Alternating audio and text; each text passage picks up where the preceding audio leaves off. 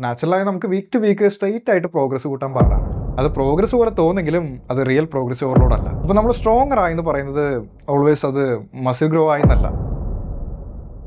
നമ്മളെല്ലാവരും പണ്ട് തുടങ്ങി കേട്ടിട്ടുണ്ടാവും പ്രോഗ്രസീവ് ഓവർലോഡാണ് മസിൽ ബിൽഡ് ചെയ്യുന്നത് എന്നങ്ങനെയാണോ? അല്ല. എന്നാൽ മസിൽ ഗ്രോത്ത് ആണ് പ്രോഗ്രസീവ് ഓവർലോഡ് ക്രിയേറ്റ് ചെയ്യുന്നത് എന്ന് പറഞ്ഞാൽ വിശ്വസിക്കോ? ഇപ്പം ഞാൻ ഒരു എക്സാമ്പിൾ പറയാം. നീ ഇപ്പോൾ last week 60 kg bench press ചെയ്യുന്നു വിചാരിക്കുക. പിന്നെ ഈ വീക്ക് അത് 65 kg ആക്കി. അപ്പോൾ ഗ്രോത്ത് കൺഫേം ആണ് അല്ലേ? പക്ഷേ റിയാലിറ്റി അങ്ങനെയല്ല. അപ്പോൾ നമ്മൾ സ്ട്രോങ്ങർ ആയി എന്ന് പറയുന്നത് ഓൾവേസ് അത് മസിൽ ഗ്രോ ആയി എന്നല്ല. സംടൈംസ് നമ്മൾ ചെയ്യുന്ന ടെക്നിക്സ് മാറിയാൽ, റേഞ്ച് ഓഫ് മോഷൻ കുറഞ്ഞാൽ, അതുകൊണ്ട് നമുക്ക് ഈസി ആയിട്ട് വെയിറ്റ് ലിഫ്റ്റ് ചെയ്ത പോലെ തോന്നിയേക്കാം. അത് പ്രോഗ്രസ് പോലെ തോന്നെങ്കിലും അത് റിയൽ പ്രോഗ്രസീവ് ഓവർലോഡ് അല്ല. അതെന്താ കാരണം എന്ന് വെച്ച് കഴിഞ്ഞാൽ കണ്ടീഷൻസ് സെയിം അല്ല. അപ്പോൾ നിനക്ക് ശരിക്കും പ്രോഗ്രസീവ് ഓവർലോഡ് ഉണ്ടാവണമെങ്കിൽ നീ കഴിഞ്ഞ വീക്കിലെയും ഈ വീക്കിലെയും സെയിം കണ്ടീഷൻസ് റിപ്പീറ്റ് ചെയ്യണം. Same form, same range of motion, same rest, ഇതൊക്കെ കറക്റ്റ് ആണെങ്കിൽ നമുക്ക് ഈസി ആയിട്ട് പ്രോഗ്രസ് മെഷർ ചെയ്യാൻ പറ്റും. നമുക്കിപ്പോൾ ഇങ്ങനെ നോക്കാം. വെയിറ്റ് സെയിം ആണെങ്കിലും നമ്മുടെ ടെക്നീക്ക് ബെറ്റർ ആയാൽ അത് പ്രോഗ്രസീവ് ഓവർലോഡാണ്. സോ ഇതാണ് സംഭവം.